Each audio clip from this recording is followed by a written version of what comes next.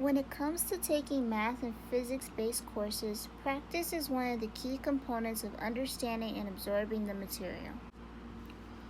Over the years, I have found using a whiteboard to practice problems to be a very helpful method in terms of being able to display my knowledge of the material in an interactive way by reteaching what I've learned to one of my family members. My first whiteboard was a lot smaller than the current one that you see, and you can get a 2x3 foot whiteboard for around $30 to $40 on Amazon or from Staples. Due to the pandemic, when my school went online, I got a bigger one to compensate for the fact that I didn't have access to campus resources like before.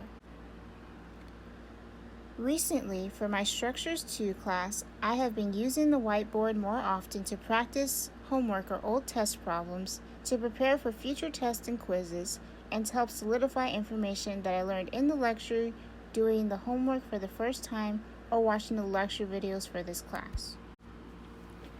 From my personal experience, I have found it very helpful to teach from the whiteboard because it forces me to not be in a comfortable position versus sitting at my desk, which in turn makes me a lot more alert and receptive to the material.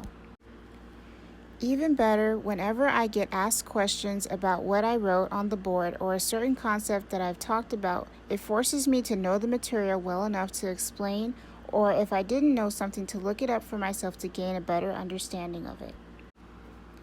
Not to mention, using a whiteboard to practice and teach problems can save a lot of paper if you want to go paperless, which is better for the planet. Overall, I feel that using the whiteboard is another mode of study, is a great way to add a change of venue from just sitting at your desk all the time, and it's fun to put yourself in the position of a tutor or a professor to really encourage yourself to know the material for this class. Thank you.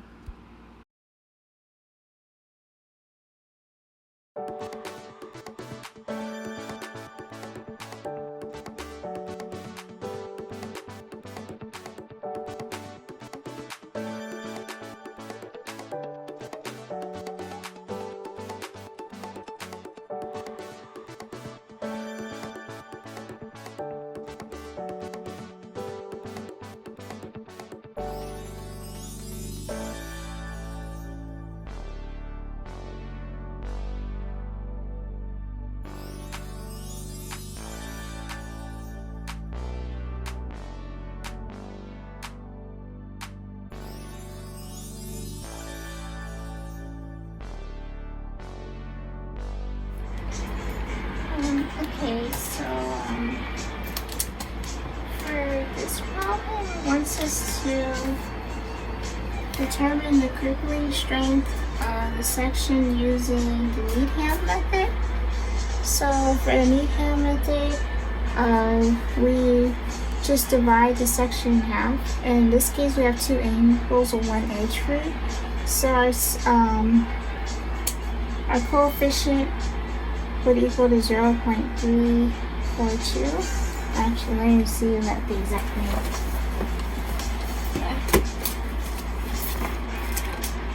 Actually, its proper name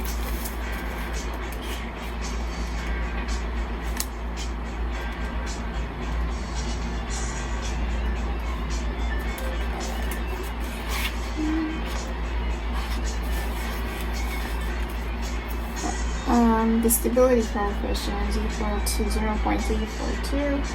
Our real crippling strength for this material is 70 psi, and our elastic modulus for crippling strength is equal to 10.5 msi. So first we have to find our A prime and our B prime.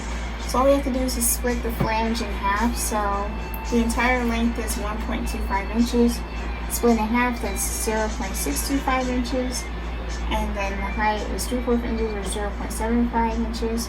So all you do is to find your A prime, you subtract the original length by the thickness divided by 2.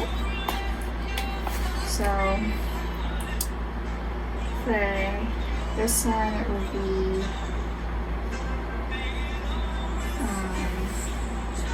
0.75 inches minus 0.04 divided by 2, and that's what gives you your 0.73 inches. And you do the same thing to find your B prime.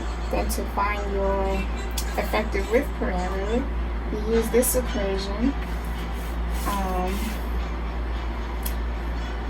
For your A prime and B prime, and since it's the same thickness, it's just 2 times T. And you just plug in the values here and you get 16.6875. And so once you find all the values you need, you just plug it into this equation to find your crippling strength of the section. So you plug in your stability coefficient, your FCY, your elastic modulus, and your B over T effective width. And just by doing the calculations in the calculator, you get 35.51029687 KSI, or approximately 35.5 KSI. And so that's how you figure out the crippling strength of the spine.